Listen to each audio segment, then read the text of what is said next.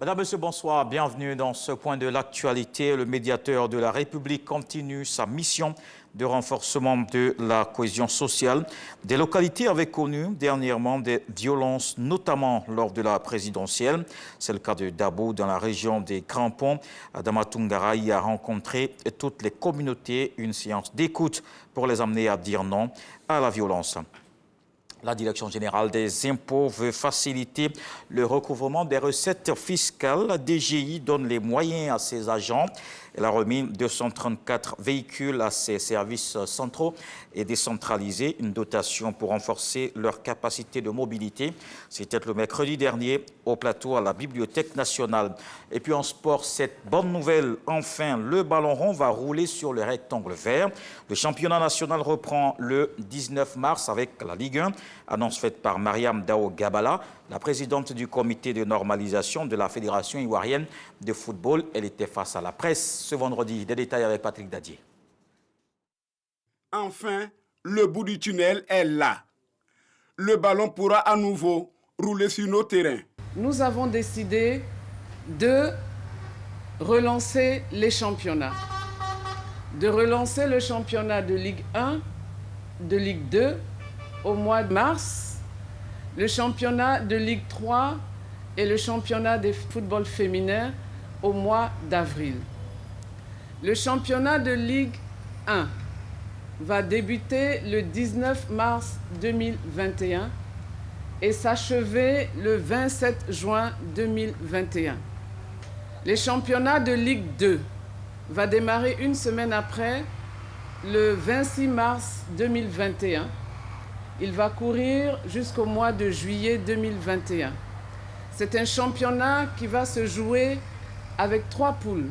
Pour ce qui est du bicéphalisme, à la tête de l'Africa Sport d'Abidjan, des problèmes liés au fonds de roulement des clubs et du Covid, Mariam Dao Gabala s'est voulu très clair. Nous allons avoir un audit financier et un audit opérationnel. Donc, je ne peux pas confirmer ou infirmer ce que vous me dites.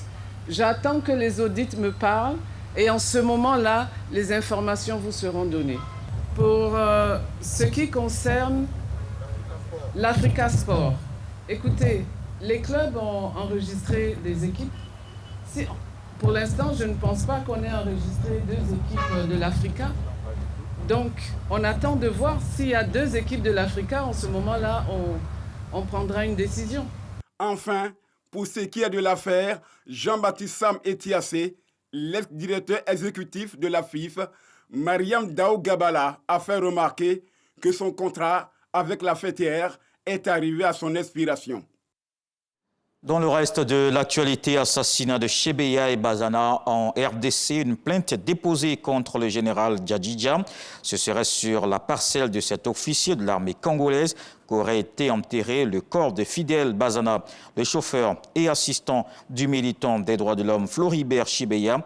Selon les témoignages des 2 policiers, les 2 activistes ont été tués à l'inspection générale de la police à Kinshasa le 1er juin 2010. C'est le début d'un processus qui promet d'être long. En Italie, Mario Draghi obtient le feu vert de ses militants via la plateforme digitale Rosso sur laquelle ils ont voté hier jeudi. L'ex-directeur de la BCE, 73 ans, est donc attendu au palais de Quirinal. Il doit présenter sa liste de ministres au président de la République. Sergio Mattarella l'avait choisi pour succéder à Giuseppe Conte, contraint à la démission le 26 janvier après l'éclatement de sa coalition. Dernière étape, le vote de confiance au Parlement qui se tiendra avant la fin de la semaine prochaine. Et puis aux États-Unis, pour terminer, le procès en destitution de Donald Trump, accusé d'incitation à l'insurrection, entre dans sa 4e journée ce vendredi. Les avocats de l'ex-président prendront la parole pour démontrer que la tragédie, comme ils le disent, de l'attaque du Capitole par ses partisans n'a aucun lien avec lui. Ils vont réclamer un acquittement. Mais avant leur entrée en scène, l'équipe juridique de Donald Trump a reçu jeudi la visite de 3 sénateurs républicains. Et à Washington, on s'interroge sur la légalité de cet entretien.